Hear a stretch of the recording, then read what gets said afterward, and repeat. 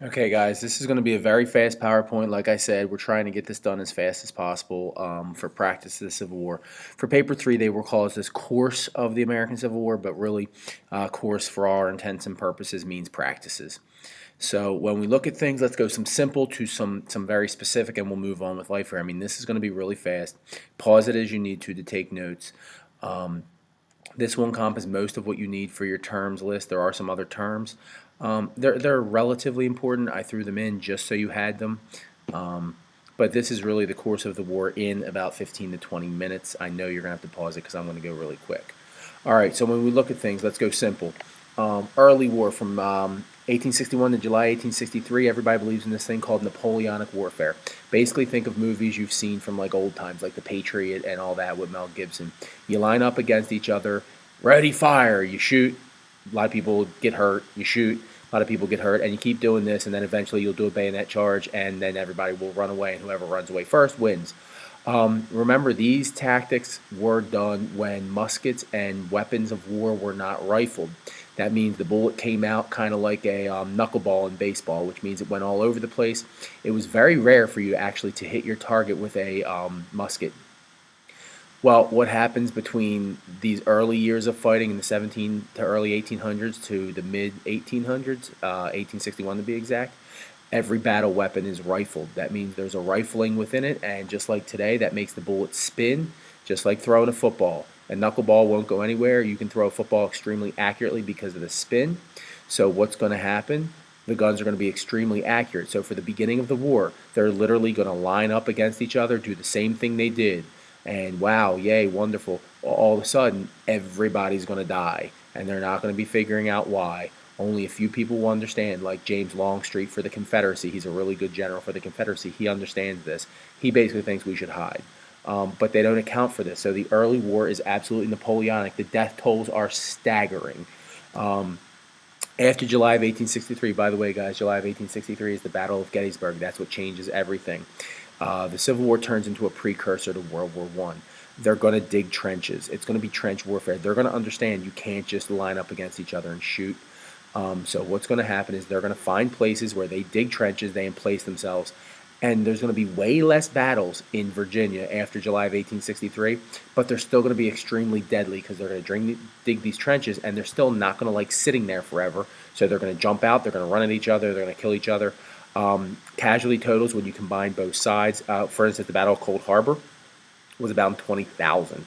So you're still seeing large amounts of casualties, but they're more extended. They're not one day 20,000. When you talk death tolls, the Revolutionary War, which was using Napoleonic tactics, the total death toll, casualties, casualty meaning dead, wounded, and missing. So this isn't all just deaths. Deaths was about 4,000. So for the entire Revolutionary War, which is America's second longest war, well, third longest war now when you include Iraq. It goes Iraq, Vietnam, the Revolutionary War, the third longest war in America's history. Only about 10,000 casualties and about 4,000 of those dead. When you look at the Civil War, you're talking about 600,000 casualties, about 400,000 of those were dead. So you are talking quite a dramatic increase. This was a shock to many people. Some more simple ideas to go along with this so you just understand the course of the war. You have three theaters of battle.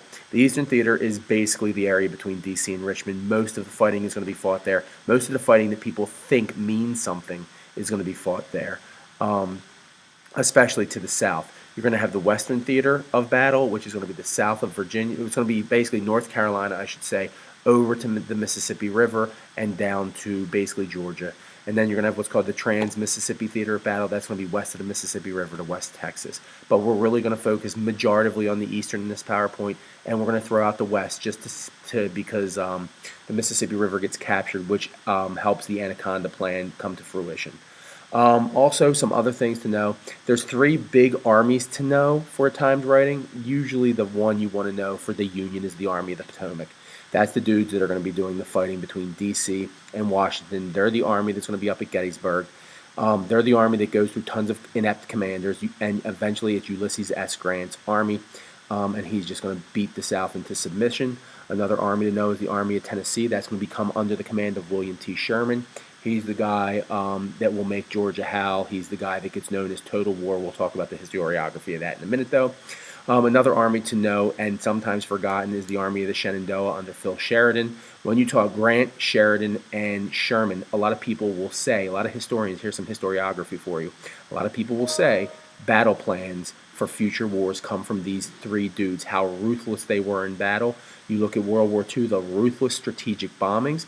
There are many historians that would point back to Grant, Sherman, and Sheridan's tactics during the tail end of the Civil War that said, look, they beat the enemy into submission, so we're going to do the same. The Confederates, really the biggest army to worry about is the Army of Northern Virginia under the command of Robert E. Lee, because basically, remember what we talked about with George Washington. He keeps the army in the field. The politics can keep working. If the Army of Northern Virginia stays intact under Robert E. Lee, the Confederacy can survive. The moment the Army of Northern Virginia goes down, so will the Confederacy.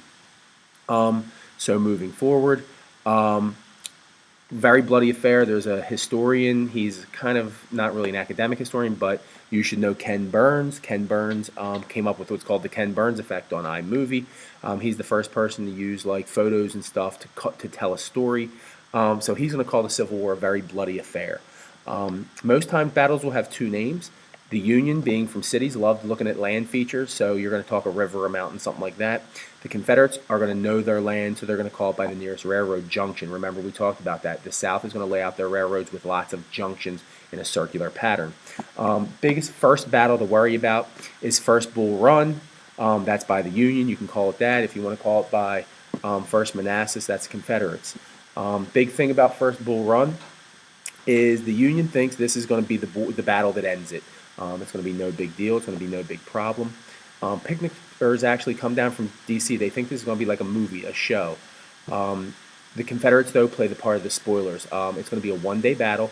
They're going to scatter the picnickers and, in fact, scatter the army. They're going to see the horrors of war very firsthand. This is going to be a disaster for the Union, an absolute disaster. It is going to absolutely be a Confederate victory.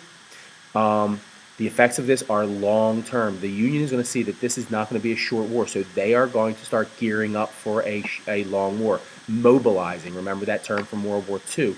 Thomas Stonewall Jackson gets his name. He is a Confederate soldier. He's going to be one of the best. Many historians say if Stonewall Jackson does not die at Chancellorsville, the Confederates stand a much better chance to win. But he gets his name at this battle there. He stands like a stone wall, in fact, is the quote. So let's talk Eastern Theater. Guys, really, we're just, again, running through this. We don't want to take a lot of time. I highly recommend that you Google some maps real fast while you're copying this down. Throw some little maps. You can copy and paste. I know you're majoritively going to be typing this. So copy and paste so you get this. The Eastern Theater of Battle. These all are happening pretty much between D.C. and Virginia, except for Antietam. That happens in Upper Maryland. So really long story short, first big thing that happens in 1862, after Bull Run, nothing happens for like 6 to 8 months. People are like, holy crap, that sucked. So we need to get ready for this. The Peninsula Campaign, basically George McClellan, he's called Little Mac. People think he's as good a tactician as Napoleon. Abraham Lincoln puts him in charge of the army. He's actually going to be Lincoln's, he's going to run against Lincoln in the 1864 election because Lincoln makes him mad because he fires him because he sucks. So Peninsula Campaign, make a long story short, the Union Army ferries down by boat on the Chesapeake River to right outside Richmond. They all jump off the boats and they drive towards Richmond. And they are almost successful, except for most of the generals are inept and they don't move quick enough. Because they don't move quick enough, the Confederates are able to mount a counterattack. And what happens is the 7 days. Now, this is really goofy. The Peninsula Campaign is a failure. It is a win for the Confederacy. The 7 days is the 7 days that the Union will try and get back to their boats. They get the hell away from the Confederates, because if they're captured, that's a problem. The 7 days is considered a Union victory because the Union Army was able to get back on the boats and get the hell away. But this proves George McClellan kind of sucks. But he stays with the Army. And guys, these are in order. Don't really worry about the dates as much. Peninsula Campaign is going to be 62, Antietam 62, Fredericksburg 62, Chancellorsville 62. So don't really worry about that. I'm sorry, Chancellorsville is 63. I'm sorry. But don't worry about it. The dates are not super important. The order is more important. Antietam is America's bloodiest day. 22,000, almost 23,000 casualties on both sides. It is an absolute disaster.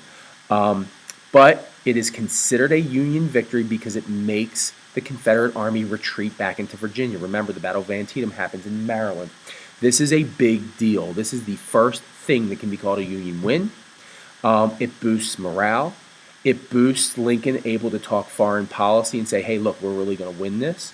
It boosts the ability to issue the Emancipation Proclamation. We talked about that. The Emancipation Proclamation was issued after the Battle of Antietam. Lincoln knew he needed a Union victory to issue this proclamation. So the Emancipation Proclamation was issued after America's bloodiest day. Fast forward to a couple other major battles, and majorly they're a big deal because it proves the commanders are just horrendous. Fredericksburg, Ambrose Burnside's, and he has big old sideburns, believe it or not. This is a Confederate victory again. Burnside believes that Lincoln is forcing him to attack, which he's not. So he just shoves man after man up a giant hill where the Confederates are basically just hiding behind a wall. And they get smoked. It's bad. There's actually quick history. There is a Northern Lights display all the way down at Fredericksburg, and everybody thinks it is an omen. And Robert E. Lee is coined to say, it's great, it's good that war is so bad, or else we would learn not to hate it. And basically Burnside gets fired. McClellan was fired after being inept. So Chancellorsville basically just shows how bad the Union Army can suck. They get completely outflanked. And what basically happens is they get destroyed. Hooker gets replaced by George Meade. Stonewall Jackson leads a charge to outflank everybody.